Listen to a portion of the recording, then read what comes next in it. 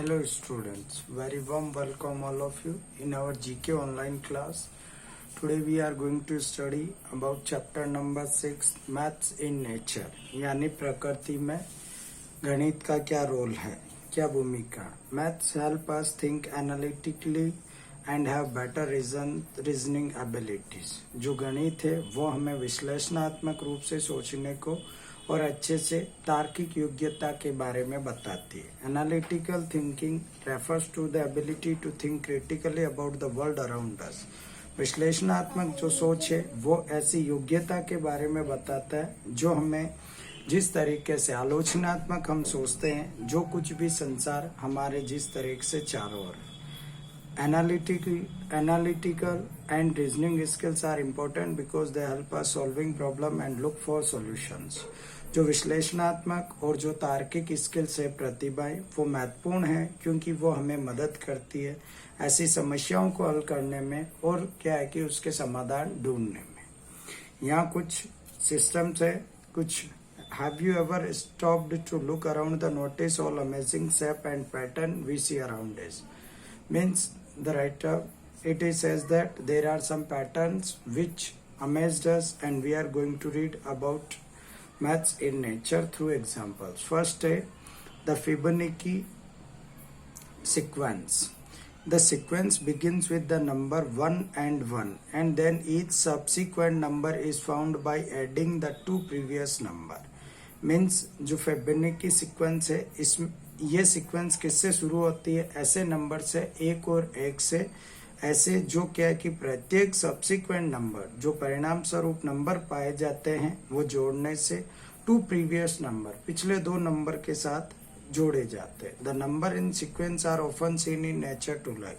ऐसी संख्या प्रकृति में भी क्या सीक्वेंस से देखी जा सकती है. नंबर ऑफ स्पाइरल यानी सर्पिलाकार जो देवदार पेड़ होते हैं, जो कौन होते हैं पाइन कौन यानी देवदार, शंकुआकार में देवदार होते हैं, पाइनएप्पल अनानास, सनफ्लावर सीड यानी सूरजमुखी के बीज, या फ्लावर पेटल्स यानी जो फूलों के पेटल्स होते हैं, उनको वन एंड वन के शेप में देखे जा सकते हैं. सेकंड है फ्रैक्टल्स इन नेचर. मीन्स प्रकृति में जो भग्न अवस्था ऐसी. Fractal are another intriguing mathematical shape. जो फ्रैक्टल्स है दूसरा ऐसा पेचीदा गणितीय आकार है which we C in nature, जो हम प्रकृति में देखते हैं. It is a self similar repeating shape. ये अपने आप में सम्मान और ऐसा एक शेप जो बार बार रिपीट होता है, which is in repeatedly in shape itself, जो क्या है कि बार बार प्रयोग होते हुए अपने आकार में देखा जाता है. दे इंक्लूड फर्न लीव्स जिसमें फर्न की पत्तियां, ट्री ब्रांचेस पेड़ की शाखाएं, branching of neurons in our brain, और जो हमारी शाखा के रूप में तंत्रिका कोशिका हमारे दिमाग में होती है, एंड कोस्ट लाइन समुद्र के किनारे. तो fractal in nature in example से देखे जा सकते. Third is the dear hexagons in nature, जो प्रकृति में षटकोणीय होते हैं. Regular hexagons has 6 sides of equal length. एक रेगुलर जो हेक्सागोन षटकोणीय होता है उसमें 6 साइड होती है बराबर आकार की. Seen repeatedly around us. ऐसे भी कई सारे उदाहरण हमारे आसपास देखे जा सकते हैं. फॉर एग्जाम्पल बीज हाइव, उदाहरण के लिए मधुमक्खी का छत्ता, जिसका एक एक जो ये हमें होल दिखाई दे रहे हैं, ये सारे हेक्सागोन शेप में, इनमें 6 कोण बने हुए. बीज बिल्ड देयर हाइव यूजिंग हेक्सागोन्स. और जो मधुमक्खियां होती है वह हेक्सागोन षटकोणीय आकार का प्रयोग करके अपना शहद देती है. फिर है concentric circles in nature. Concentric circles in nature. Concentric means the circle all share the same centre. Means concentric का मतलब ऐसे गोला आकार जो सभी क्या है कि सेम सेंटर में होते हैं, but have different radii which are different size. Size के अकॉर्डिंग अपना अलग अलग रेडियस रखते हैं. वन इनसाइड द अदर, और अंदर की तरफ एक दूसरे से होते हैं. उदाहरण के लिए रिपल्स ऑफ ए पॉन्ड यानी जो तालाब में की लहरें हैं. लेयर्स ऑन ए ऑनियन, जो क्या है कि एक प्याज की जो लेयर से एक के बाद एक. रिंग्स ऑफ ट्रीज, पेड़ की जो रिंग्स है, जिस तरीके से ये डायग्राम में देखी जा सकती है. इट ग्रोज एंड एजेज, जिस हिसाब से उम्र के हिसाब से बढ़ता है. Maths in outer space.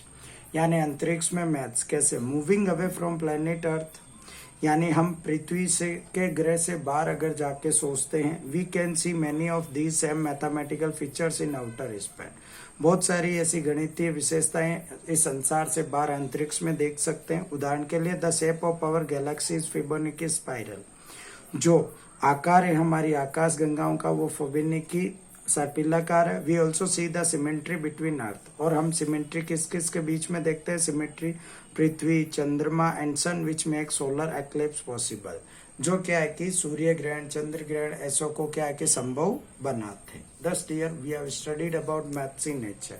Now we are trying to solve the exercise. Dash means the circle all share the same center.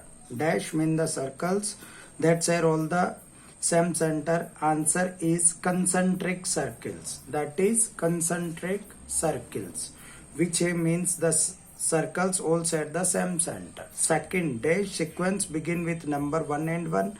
Then each subsequent number is found by adding two previous number. That is what is Fibonacci sequence. What? Dear son, Fibonacci sequence. Third is that the shape of our galaxy is what? Fibonacci spiral. Fourth, a regular dash has 6 sides of equal length, that is a hexagon. A regular hexagon has 6 sides of equal length. Fifth number, dash include fern leaves, tree branches, branches of neurons in our brain and coastlines. That our answer is what? Answer is fractals. What? Fractals. Now question answer. Draw and explain how you are able to see mathematical features in outer space. So that is outer space. In outer space, we see the symmetry between the earth, moon and sun which make a solar eclipse possible. So these are able to see mathematical feature in outer space by this diagram. Second question, how do bees build their hives? Give illustration. So these bees build their hives using tessellation of hexagon. Tessellation, just like there as you are watching in this picture, these are hexagon.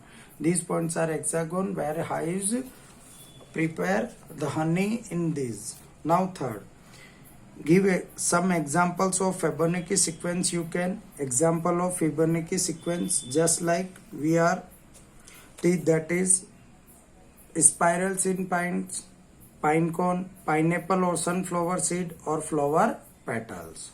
Fourth question, what are fractals? Explain with a diagram of your fractals. Dear student, these are example of fractals. This is example of fractals. It is a self-similar repeating shape which is seen repeatedly in the shape itself. So it is the answer of question number 4. Now fifth, do you know how ripples are formed in water? So answer is when hit by an object. When hit by an object, ripples are formed in water. Thus, dear student, we have solved question answer and fill-ups of this chapter, and we have understood very well about maths in nature through this video. I hope you have understood very well. Thank you very much.